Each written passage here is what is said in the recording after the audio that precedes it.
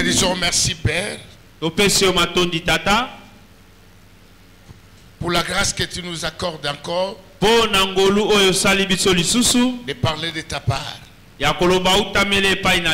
Seigneur, parle-nous encore cet après-midi. Et que ton esprit nous dirige en toutes choses. Agis et domine en ces lieux. Au nom de Jésus-Christ, nous chassons tous ceux qui ne confessent pas ton nom. De près ou de loin, libérez cet auditoire et allez dans le lieu aride au nom de Jésus. Merci pour ta présence, Seigneur. J'ai ainsi demandé au nom de Jésus-Christ, notre Seigneur et Sauveur. Amen. Amen. Amen. Amen. Voilà, nous prenons notre texte, le premier texte de ce jour. Nous sommes dans Jean chapitre 10. Le verset 10. Jean 10, verset 10.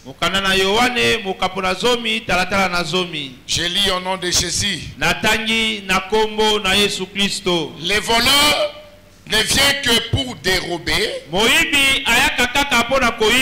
égorger et détruire. Moi, je suis venu afin que les brebis aient la vie et qu'elles soient dans l'abondance. Parole du Seigneur. Amen. Amen. Je nous salue tous au nom du Seigneur Jésus. Que Dieu nous bénisse. Amen. Amen. Qui te bénisse particulièrement. Voilà, nous allons commencer notre sujet. Nous sommes en train de parler des combats de la destinée.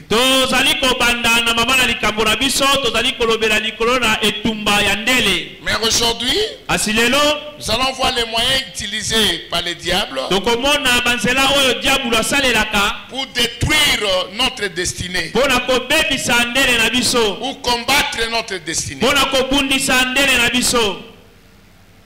Et comme je dis toujours que ces combats, c'est surtout dès notre naissance.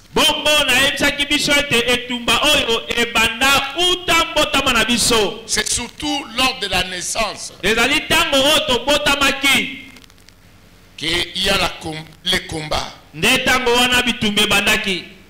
Amen. Amen. Ici, c'est Jésus qui prend la parole.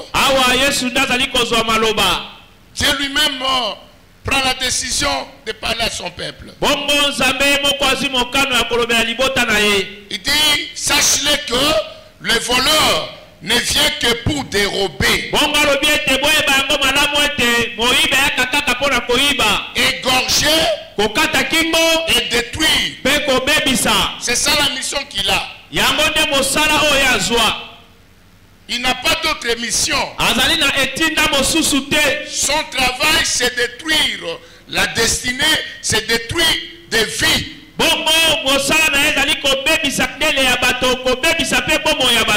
Amen, amen. Amen. Mais il dit au contraire que moi, le Seigneur, je suis venu, j'ai la mission. Alléluia. Amen. Pour que mon peuple ait la vie. Alléluia. Amen. Ce soir, reçois la vie au nom de Jésus. Et cela dans tous les domaines de notre vie. Que ce soit dans ton commerce, dans tes projets, dans tes études, qui est la vie, qui est encore la vie. Qui est encore la vie. Et l'Éternel est capable aujourd'hui de nous donner encore la vie. Il dit, je suis venu. J'ai reçu le mandat de Dieu pour que mes brebis aient la vie. Et ce Alléluia. Amen. Nous avons droit à la vie. Nous avons droit à la bonne santé. Nous avons droit à la maternité. Nous avons droit au mariage. Nous avons droit à une vie excellente. Mais le diable est en train de travailler pour combattre notre destinée, pour combattre, détruire le plan merveilleux de Dieu à notre vie. Alléluia. Amen. Prenons encore un autre texte. Je suis dans Ézéchiel chapitre 16. Ézéchiel chapitre 16.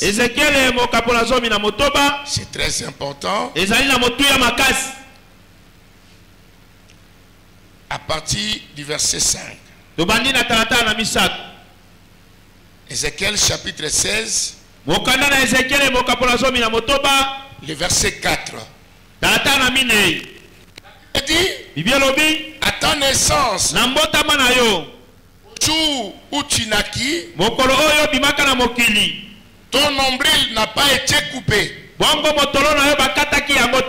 Tu n'as pas été lavé dans l'eau pour être purifié. Tu n'as pas été frotté avec du sel. Tu n'as pas été enveloppé dans de linge. Ni n'a porté sur toi un regard de pitié pour te faire une seule de ces choses. Par compassion pour toi, tu as été jeté dans les champs les jours de ta naissance, parce qu'on avait horreur de toi. Alléluia. Amen. Donc le grand combat, le vrai combat commence dès la naissance. Alléluia. Amen. Je reviens un peu sur le premier texte que nous avons lu. Jean chapitre 10 verset 10. Il y a trois mots qui nous ont intéressés. C'est par rapport au voleur. Le premier mot c'est dérober. Le deuxième mot c'est égorger. Et le troisième c'est détruire. J'ai essayé de fouiller mon dictionnaire. On me dit ceci. Dérober c'est enlever ou voler en cachette.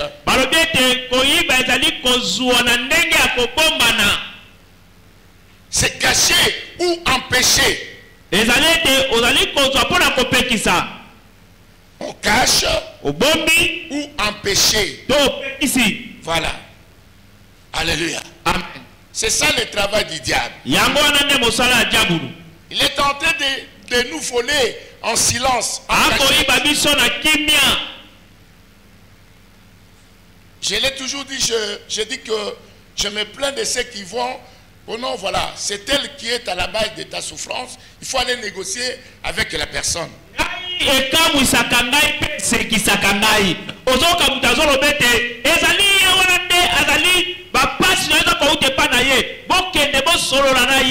Il faut négocier avec lui.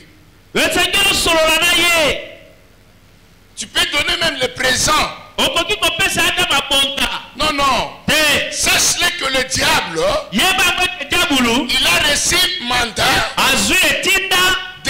d'enlever ou de voler notre vie en cachette.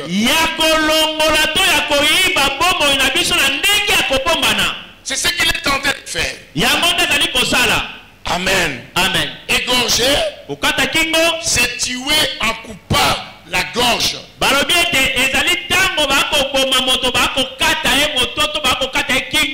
C'est amener la personne à une ruine complète. C'est ça sa mission. Il veut notre ruine. Alléluia. Amen. Une ruine complète. Et on nous dit aussi de massacrer. C'est ça. Alléluia. Amen. Amen. Amen. Donc il ne peut pas révoquer ce mandat qu'il a reçu.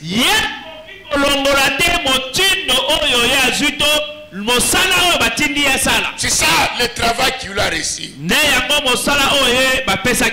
Détruire, c'est démolir.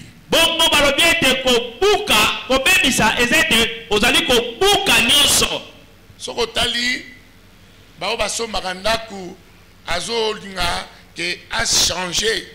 Alors à kokende bapesi autorisation pour aye bandenge nini ya kobuka. Donc au moins ndak même ndenge totongaki awa. Ezalaki ndako ezalaki awa. Mais babuka yango na ndenge moko ya kosakana te. Maweza te. Alléluia. Amen. C'est ça la démolition. C'est le travail que le diable est tenté de faire. Dans le plan que Dieu a planifié pour nous.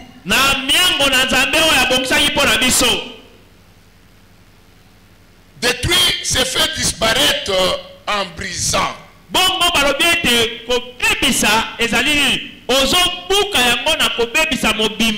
Alléluia. Amen. Le diable veut disparaître notre. Alléluia. Amen. C'est aussi ôter la vie.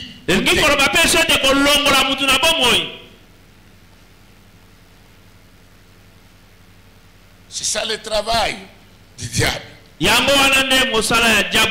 veut ôter la vie de plusieurs. Alléluia. Amen. Heureusement pour nous, nous avons Jésus. Nous avons Jésus. Nous ne sommes plus seuls dans ce combat. Il y a quelqu'un à nos côtés. Il est là. Même ce soir. Malgré les paroles qui ont été prononcées par l'ennemi. Malgré toutes les stratégies mises en place. Jésus dit haut et fort. Je suis venu pour que mes brebis aient la vie. Et cette vie en abondance. Alléluia. Amen. N'aie pas peur de toutes les déclarations de l'ennemi.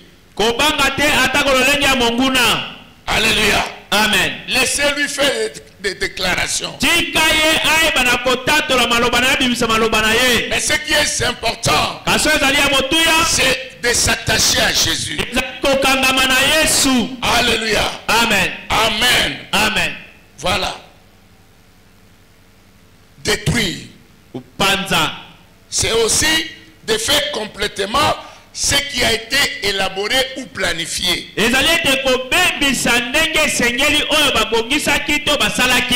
Amen. Amen.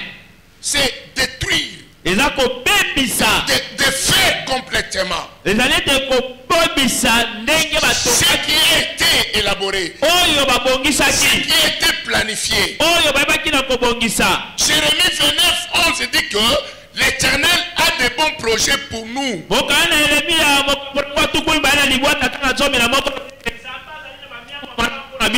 Mais le diable de son côté, il est tenté de mijoter le mal. Alléluia. Amen. Amen. Amen. Voilà. C'est ça. De faire complètement ce qui a été élaboré.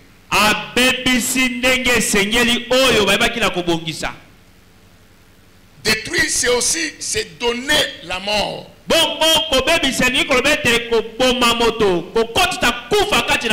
Netolobaka diwanyo sezaka diwa physique te.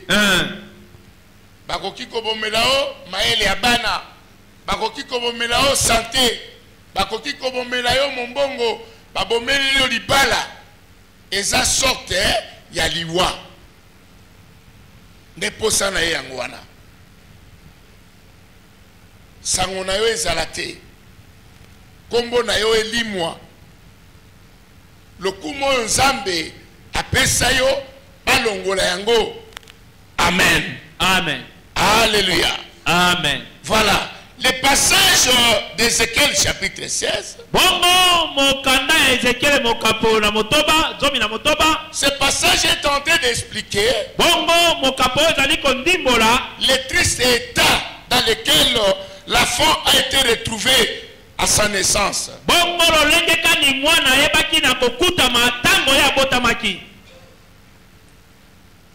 On nous dit ceci. À la naissance de cet enfant, on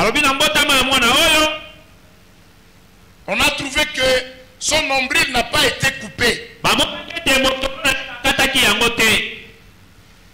Qu'est-ce qu'on a trouvé encore? On a trouvé qu'il n'a pas été lavé et être purifié.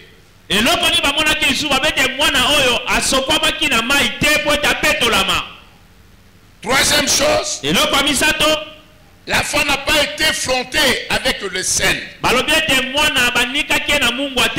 Quatrième chose, l'enfant n'a pas été enveloppé par des linges. Donc l'enfant était comme ça. C'est pourquoi le prophète Ézéchiel est tenté de nous relater les temps malheureux qu'on a trouvé l'enfant lors de sa naissance. Alléluia. Amen. Donc avec un cordon qui n'a pas été coupé, non lavé. Alléluia. Amen. L'enfant était sale. Il n'a pas aussi été émailloté. Donc il était dans un état piteux. Alléluia. Amen. C'était horrible pour les voir. C'était inacceptable de voir l'enfant qui vient de naître. Alléluia. Amen. En fait, c'était des pratiques essentielles à cette époque-là. Et en fait, ils sont tentés d'expliquer cette manière de faire des choses. C'était pour assurer la santé de l'enfant et aussi le bien-être de l'enfant.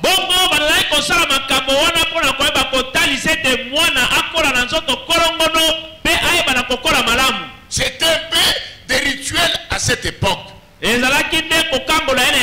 C'était des cérémonies. Alléluia. Amen. Les cérémonies qui ont été à la base de la bonne santé. Et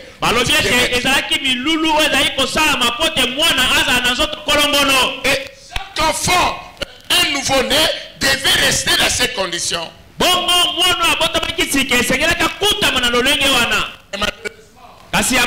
Avec l'évolution des choses, nous disons que c'était un état misérable. Alléluia. Amen. C'était un état misérable. L'enfant en quelque sorte était abandonné. Bien aimé, tout commence dès la naissance. C'est là où les personnes qui ont une grande destinée sont combattues. Alléluia. Amen. Et les combats commencent les jours même de la naissance.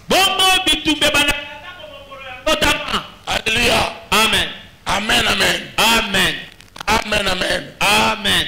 Les prophètes ajoutent, ton nombril n'a pas été coupé.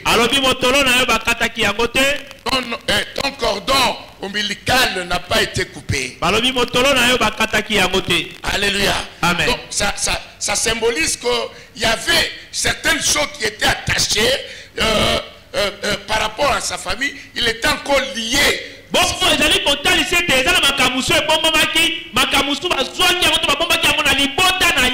Il était lié. Il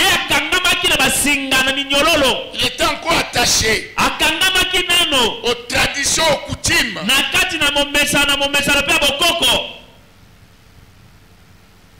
Et dans ces conditions, il ne pouvait pas aller de l'avant. Il ne pouvait aller.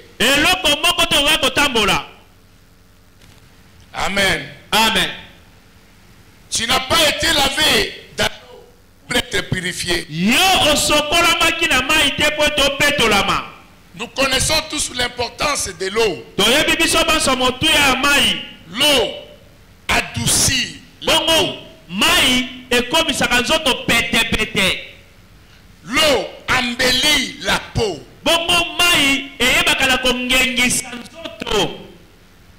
Alléluia. Amen. Ça lisse aussi la peau. Et comme ça rappelle ils ont bongisa.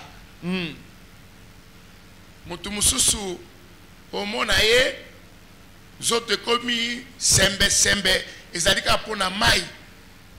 Azo sukola mai ya bien. Alléluia. Amen.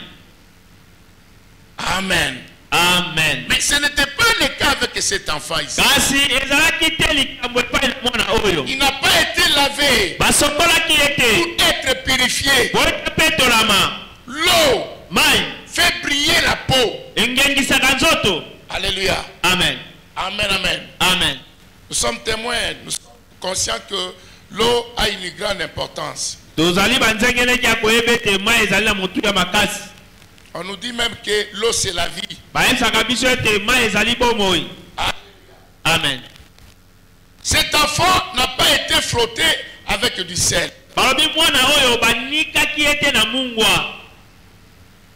Alléluia. Alors, il y a plusieurs manières par lesquelles le méchant cherche à attaquer la destinée d'une personne.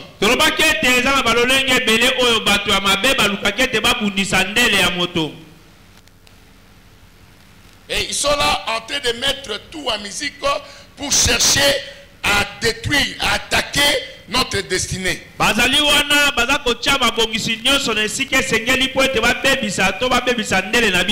Ils ont beaucoup de moyens. Beaucoup. Ils ont mis en place pour attaquer, pour détruire notre destinée. Alléluia. Amen. Il peut nous attaquer les jours de notre naissance par les placetas.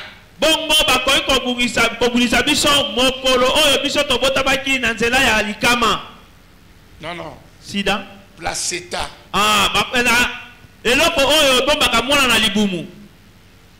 Alléluia. Amen. C'est un outil qui est entre les mains de l'ennemi.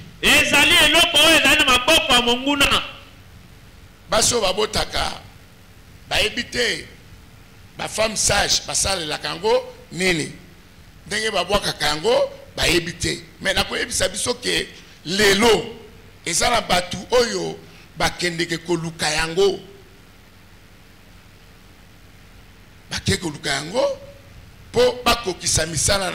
C'est ce qui fait que Bassi et Belé, Bassi a un problème dans ma balle.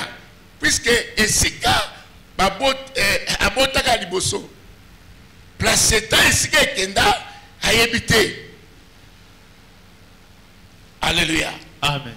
Amen, amen. Voilà, Bitumezo Banda, déjà Moukolomwana à Botane.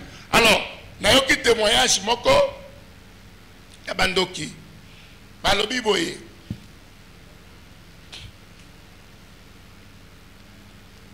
Tango batinda kabango bakene koluka placenta. Alors basala kandeni. Bazu yango batie na se ya nzete moko boye. Nzete wana tango ezako kauka. C'est-à-dire yo pe kotoyo vina yo ezako kauka. Alléluia. Donc, bazu yango batie na séance été. Babobi kuna. O bango baza ko salela eyebi kaka bango. Mais oko aye kopesa sango ke baswa kango ba bombi. Akoko tele sika moko boye e kauka. C'est-à-dire ndenge yango eza kokauka kotoyo vi na yo pe eza kokauka. Amen. Alléluia. Faisons attention. Le diable ne fait que multiplier des stratégies. Il ne fait que multiplier des stratégies pour détruire les destinées de beaucoup de personnes. Alléluia. Amen. Amen. Amen. Chez d'autres personnes, ce sont les cheveux des enfants. Surtout ceux qui a des bosso au moins. Oyoka mutu sabi non, ceux qui a mwana kokatana no sigote.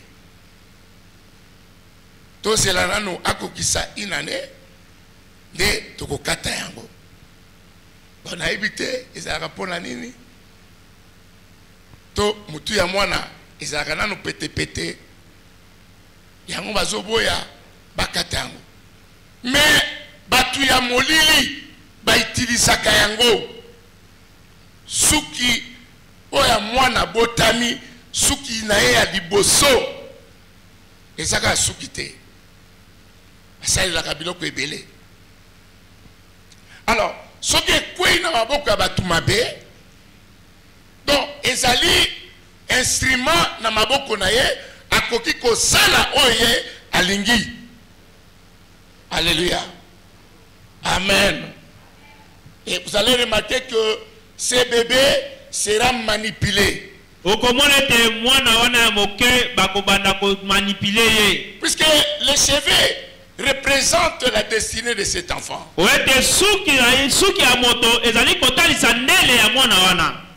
Alléluia. Amen.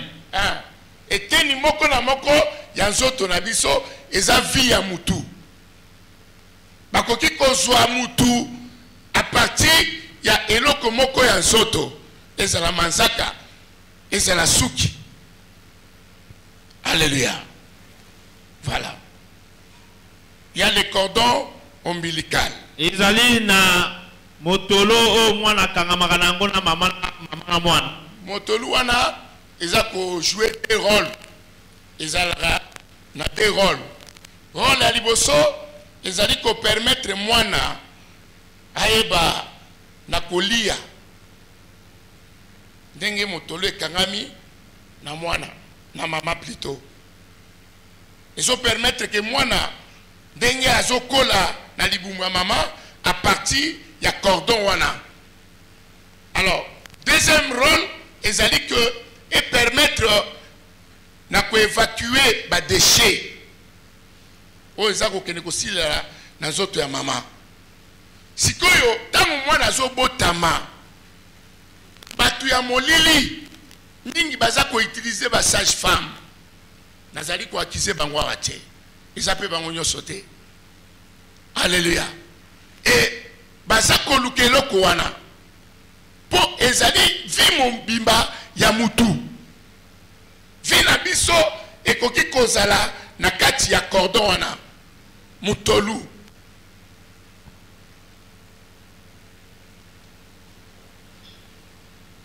Donc mutu mususu eza pasi obumanga osalanga mabe po oyebite esika mutolu nanga bakundaki.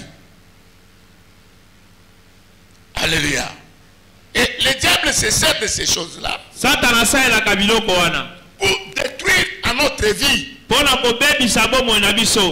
beaucoup de vies sont détruites aujourd'hui à cause de ces choses. Ils ont été trafiqués par le monde des ténèbres. Alléluia. Amen. Et nous devons beaucoup prier. Nous dénonçons ces choses. Ce n'est pas pour nous faire peur.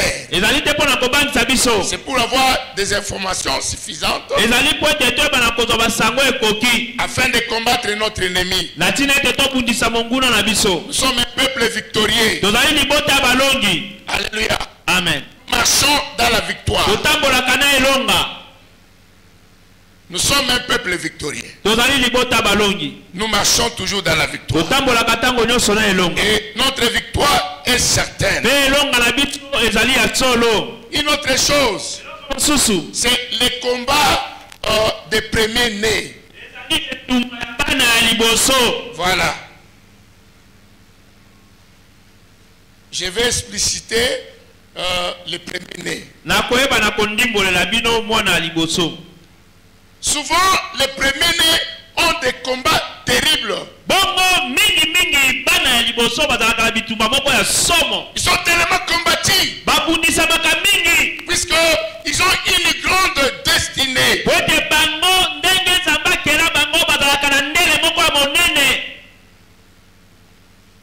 Ce sont les gens qui ont une grande étoile. La démarche du diable, c'est de chercher à étouffer cette étoile-là.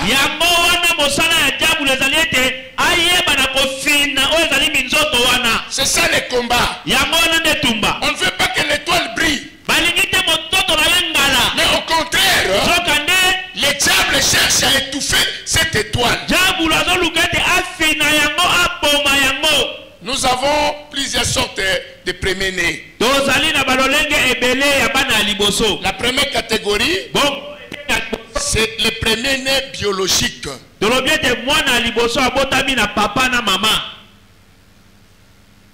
Il est aussi dans la catégorie des enfants premiers-nés.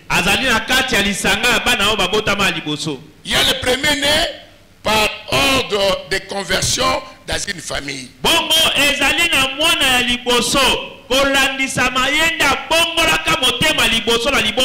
Ce sont aussi des personnes qui sont combattues. C'est-à-dire, c'est la personne qui a introduit la lumière du Christ dans la famille. Là où il y avait des querelles, là où il y avait des combats, là où il y avait des lois établies, là où il y avait des réclamations. Mais à travers cette personne, la personne a amené la lumière dans la famille. Et aujourd'hui, on ne peut plus parler de ces choses. Puisqu'il y a quelqu'un qui a amené la lumière de Christ dans la famille. Ces personnes sont combattues. Alléluia. Amen. Amen. Amen. Puisque à partir de cette personne, c'est toute la famille qui est bénie ou délivrée. Alléluia. Amen. Amen. Amen. Il n'y a plus de querelles. Il n'y a plus de disputes. Ces choses ont donné place au culte de famille. S'il y a des réunions dans la famille, ce sont des réunions de prière. Ce sont des réunions de louange à Dieu. Et pourtant hier, c'était des disputes terribles. Il y a la lumière de Christ qui est en train d'éclairer maintenant dans la famille. Alors de telles personnes ne sont pas aimées. De telles personnes ne sont pas aimées. Alléluia. Amen. Une autre catégorie. Ce sont les premiers-nés solitaires. Aza emoko. Abotami mwana mobali kaka emoko. Ou mwana mwasi kaka yemoko. Aza siniko ou fille unique. Et ils sont aussi dans cette catégorie de combat des enfants premiers-nés. Alléluia. Amen. Amen. Amen. Une autre catégorie. Ce sont les premiers-nés par plutôt par un programme prophétique. C'est-à-dire celui que Dieu, à qui Dieu a fait grâce de briser un cycle donné dans une famille. La famille était malmenée de gauche à droite. Comme je disais tout à l'heure, par des lois établies, par des réclamations.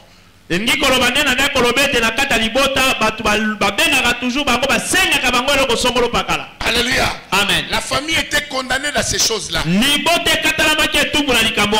a eu quelqu'un à qui Dieu a fait grâce. Il a compris qu'il y a des choses qui ont été dites dans notre famille. Et à partir de cet homme, il a commencé à briser. Donc il y a un cycle qui a été brisé. C'est à partir d'une personne. Alléluia. Amen. Amen. Amen. Nous voyons le cas de Joseph. Joseph est devenu le premier-né par le programme prophétique.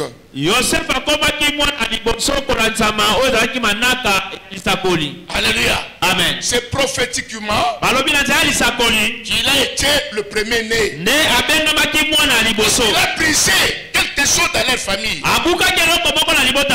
Alléluia. Amen. C'est à cause de cela qu'il a été vendu. Alléluia. Amen. Nous voyons même David. David n'était pas l'aîné biologiquement, mais il a reçu l'onction royale. Alléluia. Amen. Amen. Amen. C'est quelque chose qui n'était pas dans leur famille. Il y avait d'autres choses qui dominaient dans cette famille. À partir de ces gens-là, Dieu a fait grâce. Alléluia. Amen. Amen. Amen. Nazwinda kisa. Obotami na famille oyo batu babalaka te. Batu babotaka te. Mais yo obuka po comprena. Lelo koma famille moko batu babalaka balaka. Batu bazo bota bota. Alléluia. Alors bitumba na yo mutu oyo na nzela makambu ebandi na libota bako sepela na yote. Diable akobundisa. Donc mon esika bitumba fandi. Donc o briser le komoko o ezalaka te. Alléluia. Amen.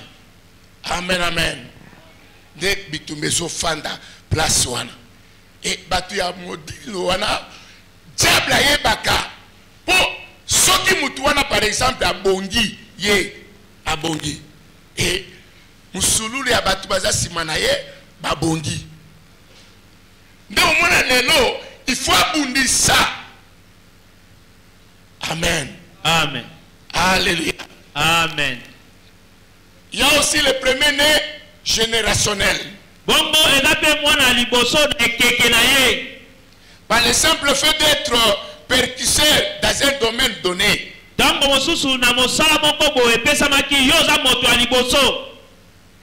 personne qui a influencé positivement une génération.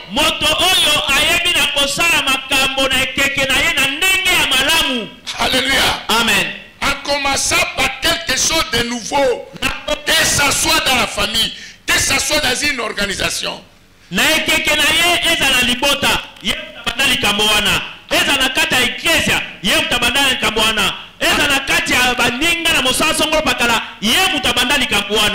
a influencé positivement. Et aujourd'hui, les choses commencent à marcher très bien. C'est à partir d'une personne.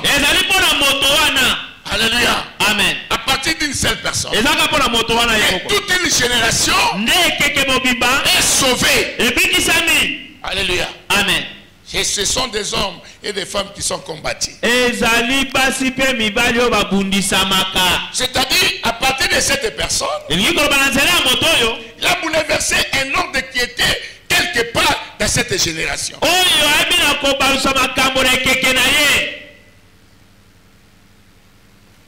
Amen. Amen. Et ce sont des personnes qui sont combattues. Amen. Alléluia. Amen. Je crois que je me fais comprendre. Donc, le premier-né, c'est par rapport au premier-né biologiquement dans une famille.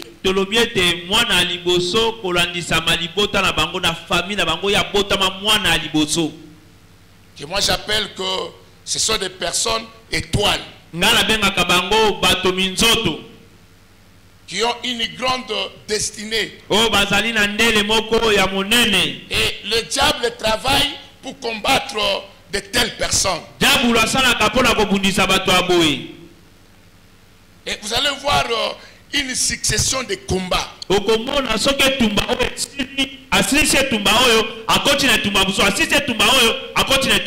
Ça vient considéré comme un chapelet de malheur.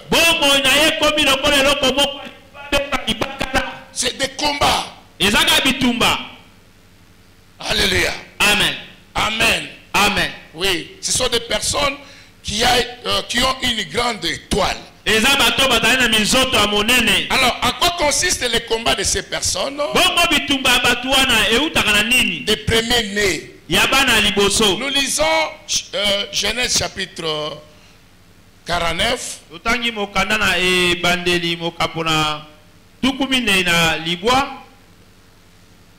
Genèse chapitre 49, le verset 3.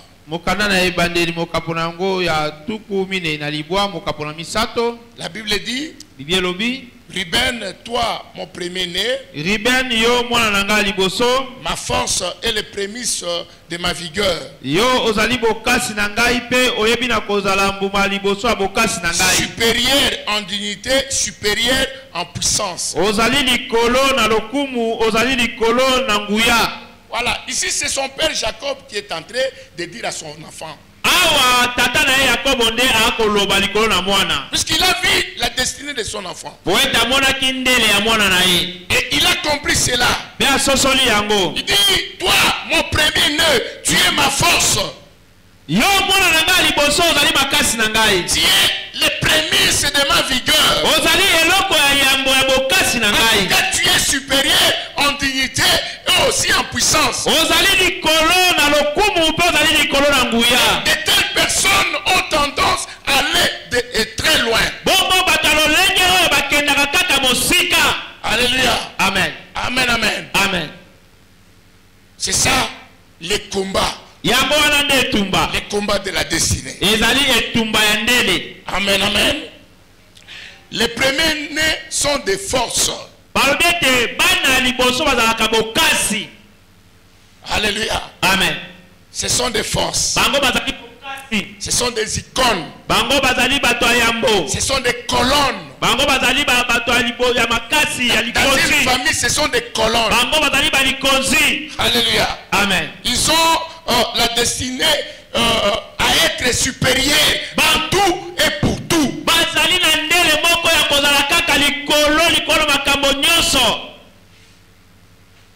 Amen. C'est là où réside le combat. Donc, ils ont une destinée d'être toujours supérieurs.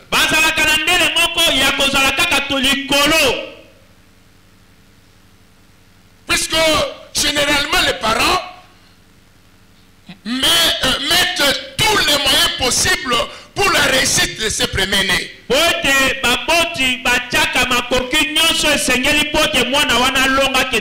S'il faut les faire étudier dans de bonnes écoles, on le fait, même si on n'a pas de moyens.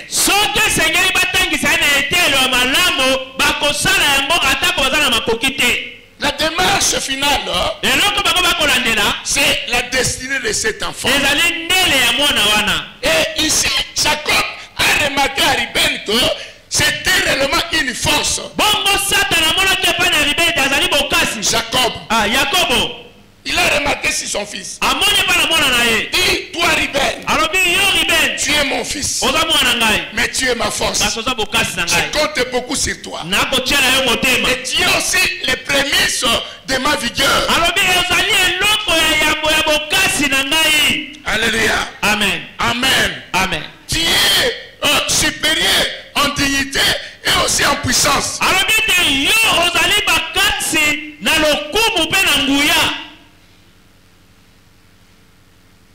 Ce qui dérange le diable pour les premiers-nés, c'est leur destinée.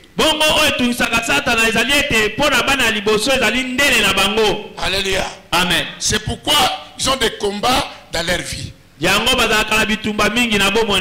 sont très combatifs dans la famille, même en famille, plutôt à travers les amis ou dans son entourage immédiat ou lointain.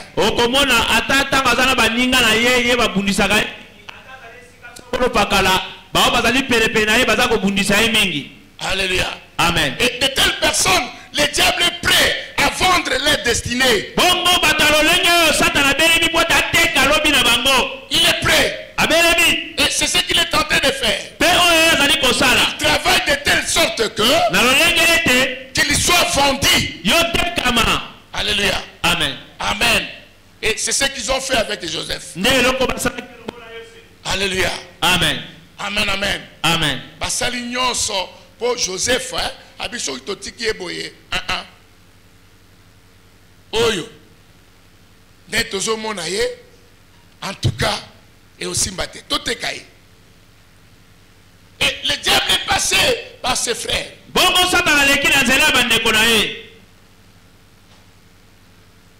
Les combats peuvent être aussi suscités même dans notre propre famille. Que nos familles en tout cas,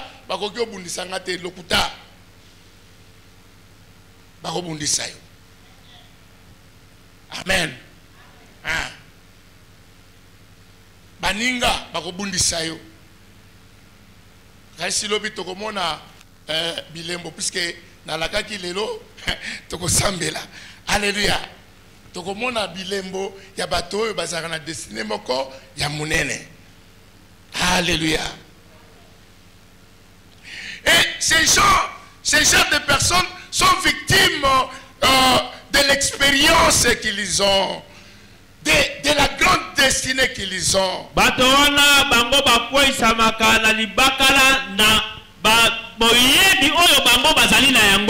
Alléluia. Amen. Amen. Amen. C'est pourquoi ils sont tombés dans les pièges de Dieu. La bonne nouvelle, c'est que notre vie est cachée en Jésus-Christ. Alléluia. Amen. Et il nous dit ceci. Je vous dis ces choses afin que vous ayez la paix en moi. Vous aurez des tribulations. Vous aurez des combats. Vous aurez des soucis. Il y aura des humiliations. Il y aura des rejets. Sache-le que j'ai vaincu les morts. Le Seigneur a vaincu toutes les machinations de l'ennemi. Il dit, je vous dis ces choses que vous ayez la paix en moi. Il y aura des combats qui seront suscités à cause de ta grande destinée. Ce n'est pas un problème. Mais moi, Jésus, j'ai vaincu les morts. Il a vaincu toutes les machinations de l'ennemi. Il a vaincu toutes les stratégies mises en place par l'ennemi. Nous sommes un peuple victorieux. Et nous marchons dans la victoire. Notre victoire est certaine. Amen. Amen. Quels que soient les combats. Amen. Amen. Voilà. Les premiers-nés ont une grande destinée. C'est pourquoi ils sont combattus. Ils peuvent aussi être victimes des manques d'expérience de leurs parents.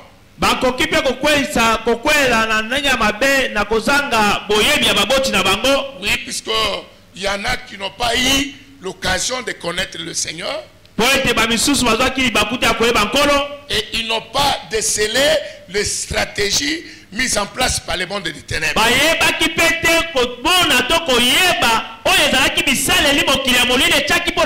Et dans la plupart des cas, ces enfants sont un peu comme des cobayes.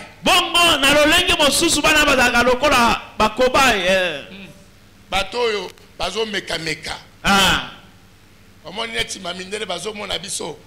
Moi, maladie moko et bimi kuna le pour que nous puissions avoir un vaccin. Oh bango moko bazo zoate. Alléluia.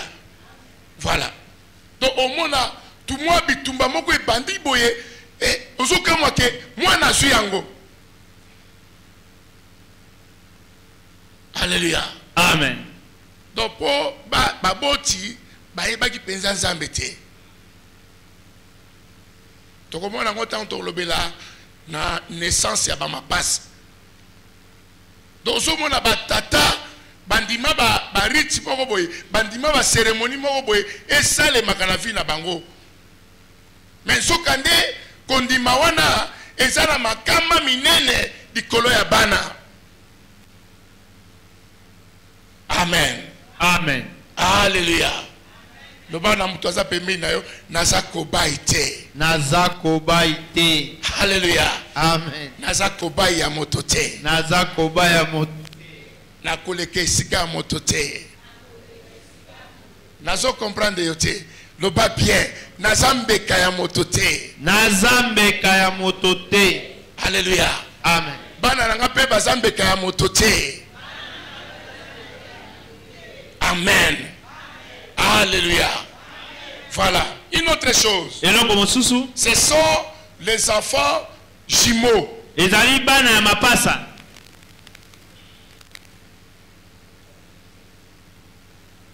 Amen. Hein? Les enfants jumeaux. La naissance des jumeaux dans une famille. Dans une famille africaine d'une manière générale, ou dans la famille congolaise, et la naissance n'a jamais été quelque chose de hasard.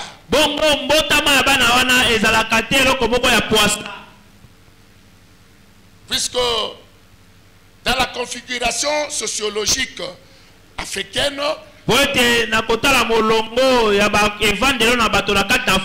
la naissance de ces enfants apporte toujours un message. Un message dans la famille. Ça peut être le message de la paix. Ça peut être un message de la joie. Ça peut être un message du bonheur. Alléluia. Amen. Mais parfois aussi, c'est un message qui s'agit d'une alerte.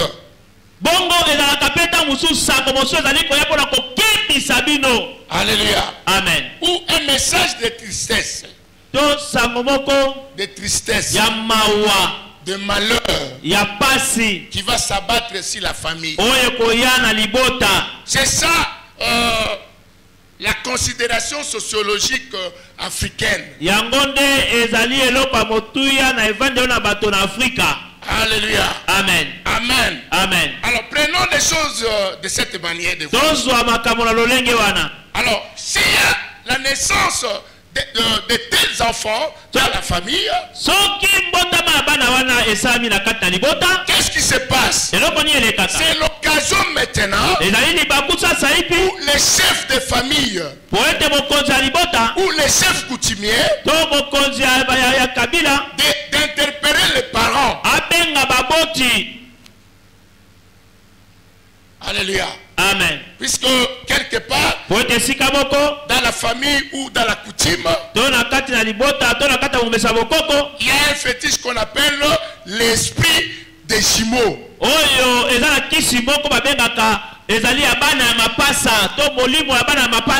Alléluia. Amen. C'est là où on va interroger les parents.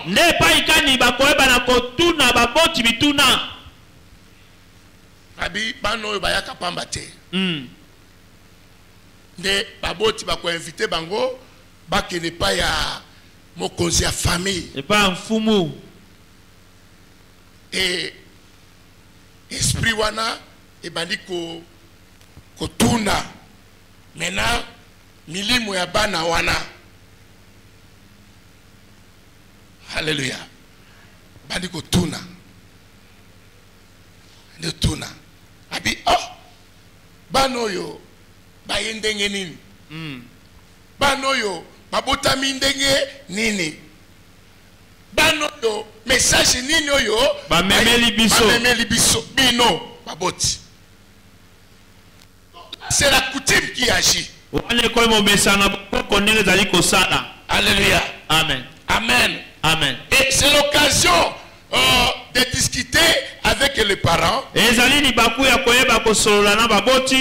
expliquer la motivation de l'avenir de ses enfants. Alléluia. Amen. Voilà. Babandi ko tuna milimu abandi ko loba bana wana baye pona ibota epambolama. Bana wana bamemeli bino chance. Alors, pour la société africaine, les enfants qu'on appelle les jumeaux, ce sont des esprits. Alléluia. Amen. Non, mon abana, non, il faut que l'engel est bien. Tout le monde a au talaki di passe wana mabe, yango moni kingo na yo et kangami boy. Alors, pour que ebana kingo na efungwama, il faut qu'il ne au bon de l'aïe. Aïe aïe aïe, toti musika. Amen. Toti musika.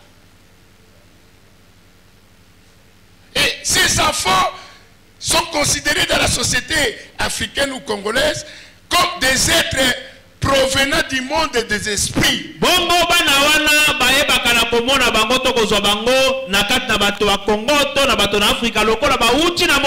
C'est pourquoi la naissance de ces enfants revêt un caractère spécial. Alléluia. Amen. C'est là où on combat la destinée des enfants. Amen, amen. Amen. Alléluia. Amen. Donc vous allez remarquer que la société est tentée de prêter à ses enfants beaucoup de pouvoir surnaturel.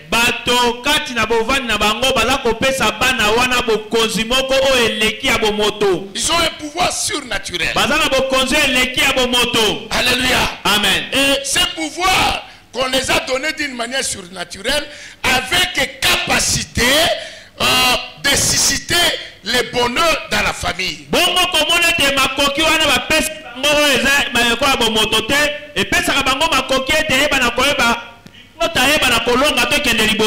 Alléluia. Amen. Donc bapesi bango lupemba. Bapesi bango pifo. Abi bano bayaka pamba te. En tout cas, bano yo babotami mapasa na kati ya libota eza pamba te. Wana mokili, wana bandoki, wana banganga, de bapesi bango lupemba wana. Alléluia. Moi je connais une seule personne qui peut donner le bonheur, peut changer l'histoire de notre vie, peut nous doter de capacités extraordinaires. Cet homme c'est Jésus. C'est Jésus qui est capable de changer l'histoire de notre vie. Pas un homme. Rien ne peut égaler la puissance de notre Dieu. L'Éternel notre Dieu, il dit une chose et la chose arrive. Il entend, la chose existe. Pas les jumeaux, pas la tradition ni la coutume. C'est Jésus qui est le chef et le consommateur de notre foi. Alléluia. Amen. C'est pourquoi il y a des jumeaux qui sont dans de nombreuses familles. Mais il y a ces familles qui végètent malgré la présence de ces enfants. Alléluia. Amen, amen. Amen. Amen. Amen. Oh non, banana, basana loupé malokuta.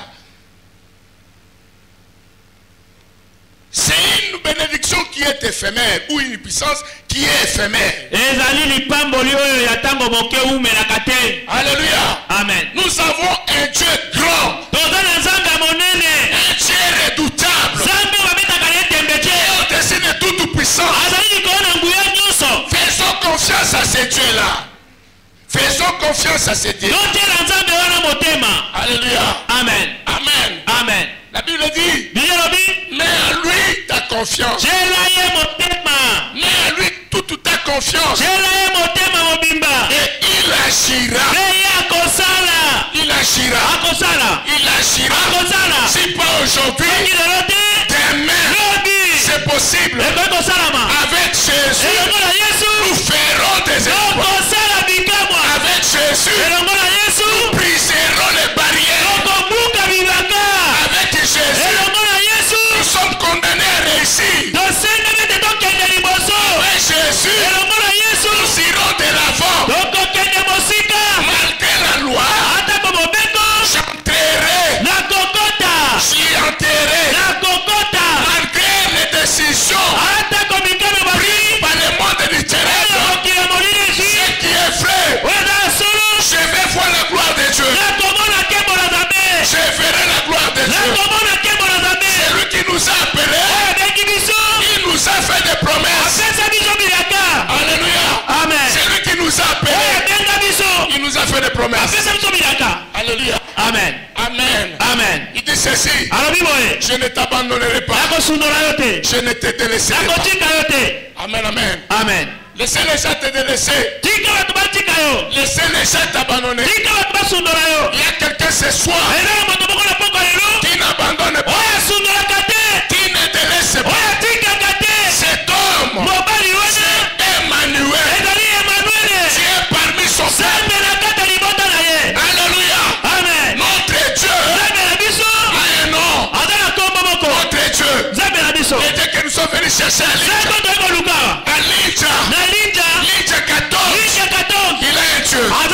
Il y a un Dieu. Il est partout du ciel et de la terre. Alléluia. Amen. Il a un nom. Il est le faiseur du miracle. Il s'appelle Jésus. Je suis ta bénédiction. Et la Bible l'a ajouté. C'est la bénédiction de l'Éternel qui enrichit. Il ne la fait suivre d'aucun chagrin. Alléluia. Amen. Il a un nom. Il a un nom. Alléluia. Amen. Il s'appelle le réparateur des brèches. Il répare à toute catégorie. Catégorie maladie incurable. Il est capable de réparer. Catégorie stérilité. Il est capable de donner les enfants. Il s'appelle Jésus. Il est aussi le réparateur. Ce n'est pas encore trop tard avec Jésus. Ce n'est pas encore trop tard avec Jésus. Même si tu as un copain d'échec, recommence ce soir. Recommence avec Jésus. Amen. Amen. C'est quoi cette histoire-là? Où la tradition est tentée de donner des capacités surnaturelles aux jumeaux.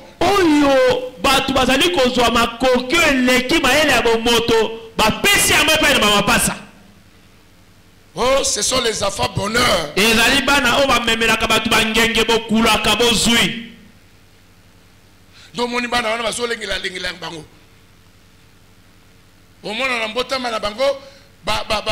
Cérémonie ebele. Cérémonie.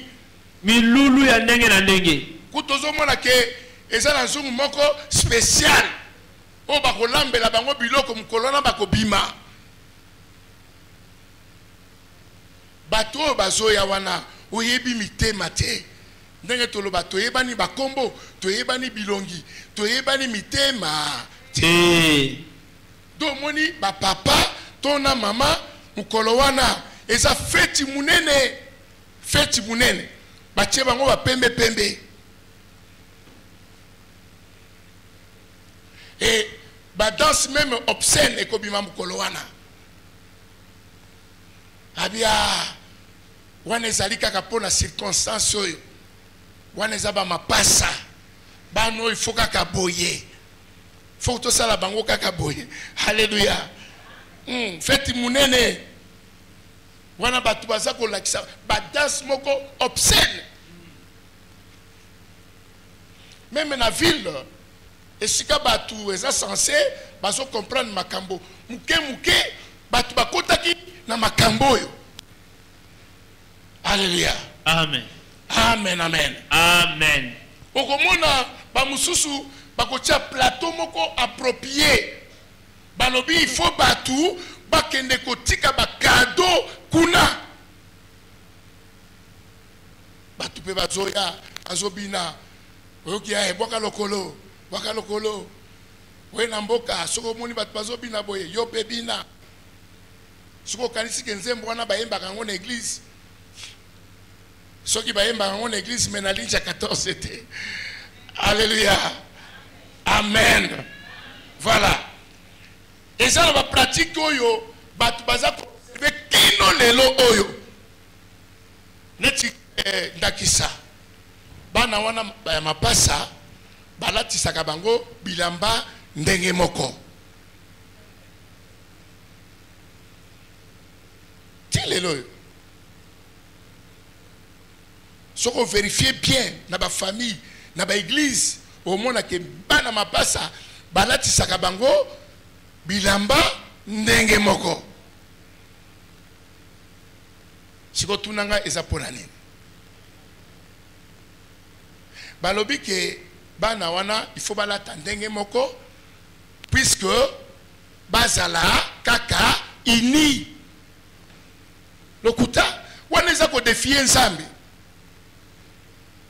soki oke kosala examen test ya ADN okomona ke même soki babotamaki ba vrai jumeau ADN na bango eza ndenge moko te alléluia amen biso batu tokoki kosala na lolenge na biso batu bakoma eloko moko eza difficile alléluia mutu akoki kosangisa batu bakoma eloko moko kaka nzambe mutu te amen voilà donc mona bakosala nyonso bana wana balataka ndenge moko sapatu ndenge moko pantalon ndenge moko jupe ndenge moko modèle ya coiffure ndenge moko et coutume mususu kuteke plus loin mukolo lipasa moko akobala bolimbisa ngai esengeli ke mukolo wana ya liboso bazala mbetu moko na lipasa na ye na mobali voilà et bato ebele même baoyo bayebi nzambe baza na kati ya makambo wana ya amen c'est ça la coutume yango wana ezali kobundisa lobi ya bana wana amen alléluia okomona bango même bakombo bakeseni même pe na bakombo par rapport ya tribu par rapport ya bikolo bakombo ekeseni alléluia soki oyo nde abotamaki mwasi basi mibale baza pe na bakombo oyo ekeseni oyo azali yaya oyo azali leki bakombo pe ekeseni amen alléluia bon nalobaki na koteya moke po tosambela alléluia place ya bana mapasa ezali objet ya kisi moko makasi pona bato baza na miso mine basalelaka yango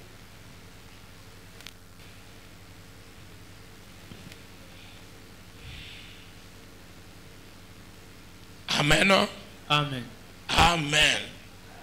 Alors donc on a baboti kino lelo oyo bazali ko observer assemble ba règle moko oyo bakoki ko kene libanda na yango te. Il faut bato sakaka, il faut ba bomba kaka, il faut ba batela kaka. Alléluia. Amen, amen. Ils ont bikolo mususu komona il faut pas sans asika ezobima et bana wana bakoki kokota na bariti na bango mais baboti baza ko observer kino sanza mususu ya sike ko bima de bakotika ko observer makambu wana ya bokoko esenga ki bango. Voilà. Et ça là ba cérémonie ya purification pour na bana wana. Donc bana wana pour babima et ça là ba cérémonie ebele belé. Voilà comment le diable est en train de détruire la destinée des personnes ou des jumeaux. Amen. Amen. Pour aujourd'hui, nous allons nous limiter par là. Parce qu'on va prier beaucoup. Oui. Que Dieu bénisse sa parole. Qu'il nous bénisse abondamment. Amen. Amen. Nous allons dire merci à Dieu pour tout ce qu'il nous a donné aujourd'hui. Prions tous au nom du Seigneur. Merci.